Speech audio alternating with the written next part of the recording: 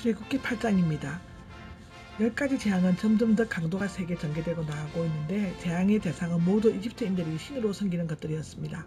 본장에는 두 번째 개구리 재앙, 세 번째 이 재앙, 네 번째 파리 재앙을 소개하면서 각 재앙마다 바로의 반응을 언급하고 있습니다.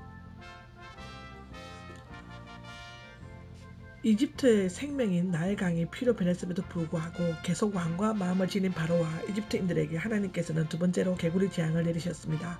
나일강이 범람하면 기름진 옥토가 강둑에 쌓이게 되고 그곳으로 많은 개구리들이 올라왔습니다. 따라서 이집트인들은 개구리들을 창조와 다산의 상징으로 여기고 여신으로 숭배했습니다. 헤카의 머리가 개구리 모양으로 되어 있습니다. 그런데 그 개구리들이 강을 떠나 궁궐과 침실, 침대 그리고 백성의 집으로 들어가고 화덕과 반죽하는 그런 심지어 백성과 신하의 몸에도 뛰어 올라왔습니다. 얼마나 끔찍스럽고 지저분한 일이었습니까? 요술사들도 올라오게 하였다라는 것은요. 첫 번째 재앙에서와 마찬가지로 이번에도 요술사들은 그들의 은밀한 술법으로 정눈가님을 하는 교묘한 속임수로 바로와 신하들의 눈을 속였을 것입니다. 그들이 모세와 아론이 이미 생기게 한 개구리들을 모아다가 올라오게 했는지 아니면 사탄의 힘을 빌려 했는지는 언급되지 않지만 그들은 그 개구리를 떠나가게 할 수가 없었습니다. 너희는 여호와께 간청하여 개구리를 떠나가게 해라 했는데요. 지금까지 여호와를 알지 못한다고 말했던 교만한 바로가 여호와께 간청하여라고 요청한 것은 개구리 재앙이 하나님의 능력으로 내려진 것임을 인정한 것입니다. 바로는 개구리들을 떠나가게 하면 여호와께 제사 드릴 수 있도록 보내주겠다라고 약속까지 하였습니다. 이에 대해 모세는 언제 기도해야 할지 말해주십시오 라고 했고 바로는 내일이다 라고 말했습니다. 바로가 내일이라고 한 것은 하루가 지나면 개구리들이 자연에 없어질 것이라고 생각했기 때문이었을 것입니다. 모세가 기도하자 모든 개구리들이 죽어 악취까지 풍겼다고 기록되어져 있습니다. 바로가 숨을 돌릴 만한 듣지 않았다. 숨을 돌릴 만한 여유를 개구리 재앙으로 바로가 숨쉬기조차 힘들었다는 표현을 말해주는 거 있는 것 같습니다.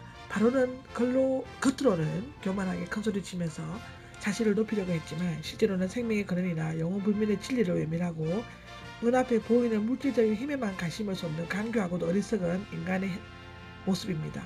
종종 하나님을 믿는다는 성도들도 어려운 시험과 고난을 당할 때는 열심히 기도하고 하나님을 찾지만 모든 일이 순조롭게 잘 풀리게 되면 은혜를 저버리고 세상 길로 빠져들 때가 있습니다. 이 기록은 이사야 26장 10절에 나와 있습니다. 세 번째 재앙은 이입니다. 개구리 재앙으로 큰 고통을 겪는 바로는 재앙이 다소 누그러지자 본래의 모습으로 되돌아가 완고해졌습니다. 15절에 기록되어져 있습니다. 이번에는 하나님께서 아무런 예고도 없이 6번째, 9번째 재앙 때도 마찬가지지만 이 재앙을 인해 사람들과 가축들을 매우 괴롭게 하였습니다. 그 이유는 너희를 보내주겠다는 약속을 깨뜨렸기 때문입니다. 온 땅에 있는 먼지가 다 이로 변했다라는 기록이 있는데요. 이가 땅의 모든 티끌 가운데로 퍼져나가기로 되어 있습니다. 이는 이곳에만 넣으며 빈대 이 모기 등으로 번역되는데 이집트의 지리적 환경이나 사람과 짐승들에게 올라왔다는 말에 비추어 볼 때 여기에 이는 모기의 일종인 각닭이 학명은 티브리다 이집트인들은 세시로 숭배를 하기도 했다고 합니다. 모기보다 3배나 크고 다리가 길었습니다. 모기처럼 피를 빨지는 않았지만 징그럽고 혐오감을 주고 귀찮게 달라붙기도 했다고 합니다. 때로는 눈이나 콧구멍 속으로 들어가기도 했는데 남을 괴롭히고 위협하는 사람을 각닭이 같은 사람이라고 부른다고 합니다. 이집트에서는 10월경에 물들이 많은 섭지대에 모기나 각닭이들이 많이 생겨 바람이 불 때는 하늘이 어두울 만큼 날아오른다고 합니다. 요술사들도 할 수가 없었다 18절에 나와 있는데요. 첫째 둘째 재앙은 교묘하게 눈을 속일 수가 있었지만 이제부터는 그들이 흉내조차 낼 수가 없었습니다. 때로 거짓 예언자들도 주님의 이름으로 귀신을 쫓아내고 많은 권능을 행하기도 합니다. 그 기록은 마태복음 7장 22절에 나와 있습니다.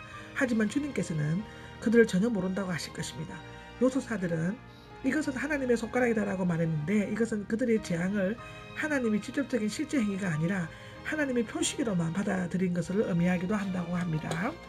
말하자면 그들이 인정한 것은 여호와가 아니라 어떤 초월적인 신적 능력이었다고 볼 수 있습니다.